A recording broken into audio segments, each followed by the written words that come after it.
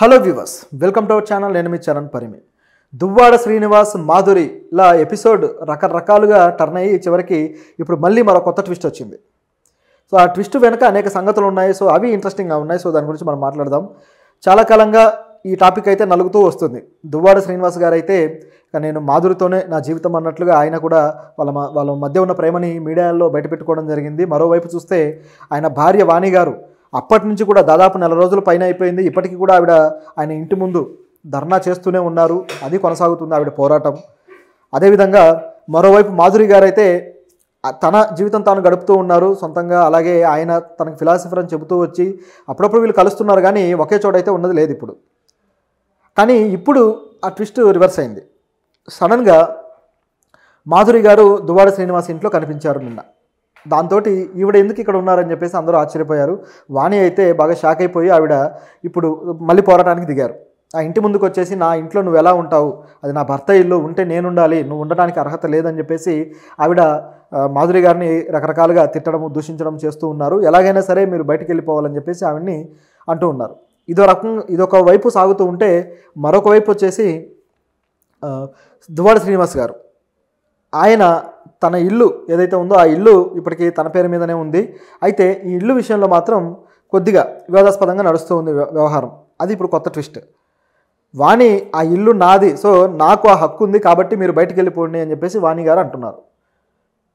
ఇటువైపు చూస్తే దువ్వాడ శ్రీనివాస్ గారు ఆ ఇంటిని మాధురి పేరు మీదకి మార్చారని చెప్పేసి మాధురి గారు డాక్యుమెంట్స్ తీసుకొచ్చి చూపిస్తున్నారు, రిజిస్ట్రేషన్ డాక్యుమెంట్స్. సో దాంతో వాణి గారికి షాక్ అయింది. ఏంటి ఇలా జరిగిందని చెప్పేసి అర్థం కాలేదు. ఆ డాక్యుమెంట్స్ ఫోర్జరీ, అవి చెల్లవు, ఎందుకంటే అవి మీ ఆస్తి కాదు, అవి నాది అని చెప్పేసి ఆవిడ మాట్లాడుతుంది. ఎందుకంటే భార్యగా ఆవిడకి ఆ హక్కు ఉందని చెప్పేసి ఆవిడ. కానీ ఇక్కడ గమనించి చూస్తే ఆల్రెడీ ఆవిడకి వేరే ఇల్లు ఉంటే అది ఇచ్చారు, తర్వాత వేరే వ్యాపారాలు ఉంటే వాటిని కూడా ఇవ్వడం జరిగింది. అయితే ఈ ఇంటికి సంబంధించి మాత్రం గొడవ చాలా రోజులుగా నడుస్తూ ఉంది. ఒకవైపు ఏమో నా భర్తను బుట్టలో వేసుకున్నావు, నా భర్తని నా కుటుంబాన్ని నాశనం చేసావని ఒకవైపు మాట్లాడుతూనే, మరోవైపు మాత్రం నాకు అందులో వాటా ఇస్తే నేను వెళ్ళిపోతానని వాణి గారు మరోవైపు అంటున్నారు. సో ఇది వాటా గురించా భర్త గురించి అనేది కన్ఫ్యూజన్ క్రియేట్ చేసుకొని చివరికి ఆస్తిలో వాటా గురించి అనేది దాదాపు డిసైడ్ అయిపోయింది.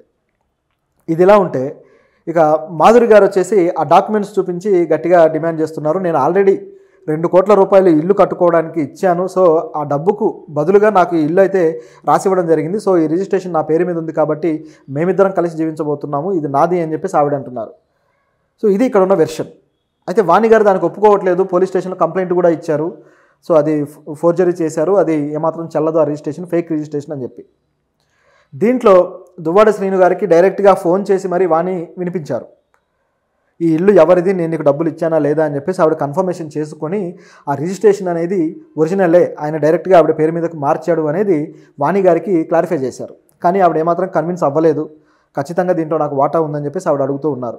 అయితే దీంట్లో భాగంగానే మాధురి గారు కొన్ని మీడియా సంస్థలకు ఇంటర్వ్యూలు ఇస్తున్నారు. అయితే ఆవిడ అనేక విషయాలు చెప్తూ ఉన్నారనమాట.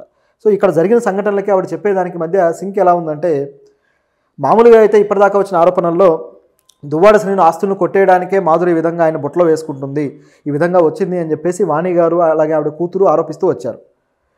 అదంతా దృష్టిలో పెట్టుకొని నా దగ్గర ఉన్న 30 కోట్ల ఆస్తిలో 29 కోట్లు మీరే తీసుకోండి, నేను రాసిచ్చేస్తానని చెప్పేసి దువ్వాడ శ్రీనివాస్ అనడంతో ఇది ఆస్తికి సంబంధించి ఆవిడ ఏదో ఇది చేయడం కాదు, ఇది వేరేగా ఉంది అని చెప్పేసి జనాలు అర్థం చేసుకున్నారు. ఆ తర్వాత ఆయన్ని టెక్కల ఇన్ఛార్జిగా తప్పించడము, రాజకీయంగా వాణి గారికి ఇంకాస్త ప్రయారిటీ పెరిగినట్టు అయింది. సో ఇదంతా రాజకీయ ప్రాబల్యం కోసం చేస్తున్నది అన్నట్టుగా కనిపించింది.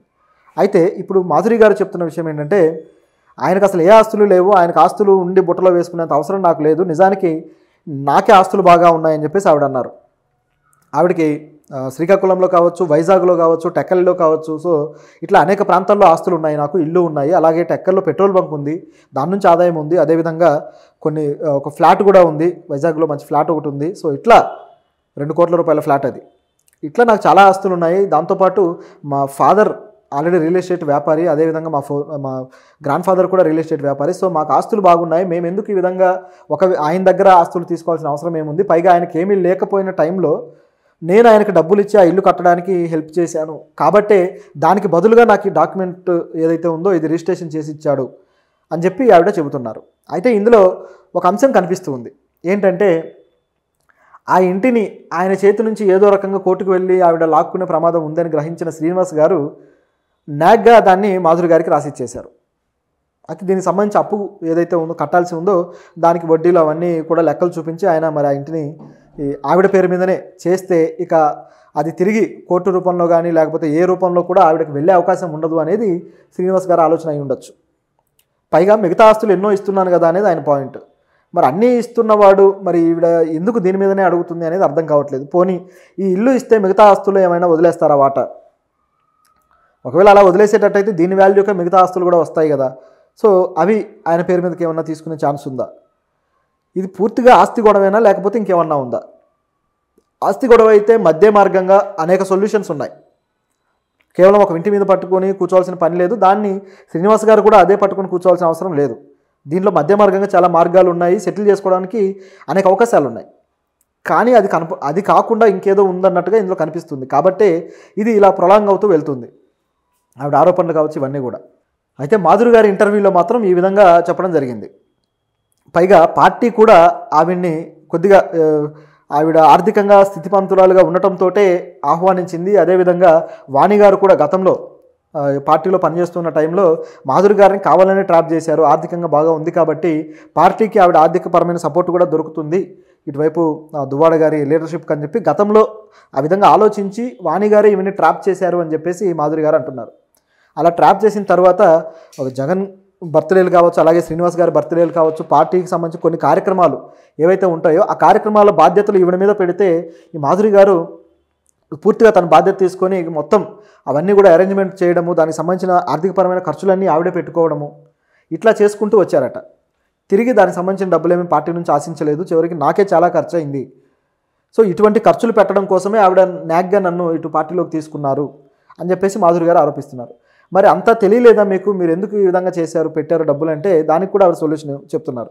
ఏమన్నారంటే, నాకు ఆల్రెడీ తెలుసు వాళ్ళు నా డబ్బుల్ని ఈ విధంగా ఖర్చు పెట్టిస్తున్నారు నా చేత అనేది నాకు అర్థమైంది. కాకపోతే నాకు దువ్వాడ శ్రీనివాస్ గారి మీద ఉన్న అభిమానం, ఆయన నేను ఫాలోవర్ని, నేను అదేవిధంగా జగనన్న అభిమానిని కాబట్టి పార్టీ కోసం నేను ఖర్చు పెట్టాను అని చెప్పేసి ఆవిడ పార్టీ విధానాన్ని తీసుకొస్తున్నారు.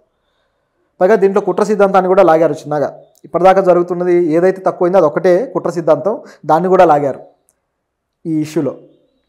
ఏంటంటే ఇప్పటిదాకా మా పార్టీ అధికారంలో ఉంది, ఇప్పటి నుంచి అధికారంలో లేదు కాబట్టి మా పరువు మర్యాదలు తీయడానికి ఏదో రకంగా అవకాశం చేసుకోవడానికి ఈ విధంగా చేస్తున్నారు. దీంట్లో అవతల పార్టీ వాళ్ళకి మాధురి గారు కూడా ఒక విధమైన సపోర్టే కాబట్టి ఇట్లా జరుగుతుంది అన్నట్టుగా ఆవిడ ఇండైరెక్ట్గా ఆ కుట్ర కోణాన్ని తీశారు. అయితే ఇదంతా నమ్మశక్యంగా లేదు. ఎందుకంటే పూర్తిగా ఈ వ్యక్తిగత స్థాయి గొడవలే. నిజానికి సజ్జల గారి దగ్గర ఇది పంచాయతీకి కూడా వెళ్ళి ఆయన చెప్పాలని చూసి రకరకాలుగా అయింది. ఇక పంచాయతీలు అవ్వకనే వీళ్ళు రోడ్డు మీదకి రావాల్సిన పరిస్థితి ఏర్పడింది. ముఖ్యంగా చూసుకుంటే ఆయన ఎమ్మెల్సీ పదవి నుంచి ఆయన తప్పించడం కోసమే ఇంత రాద్ధాంతం జరుగుతుందేమో అనిపిస్తుంది. ఎందుకంటే ఆయన పదవిలో ఉన్నంత వరకు కూడా వీళ్ళు సైలెంట్గా ఉంటే ఎప్పటికైనా ఇబ్బంది అనేది వీళ్ళ ఉద్దేశం. సో ఆయన ఏదో రకంగా మోరల్గా ఓడించినట్టుగా చేయాలి అనే కాన్సెప్ట్లో ఇప్పుడు భార్య వాణి కానీ మిగతా వాళ్ళు కానీ వెళ్తున్నట్టుగా ఉంది.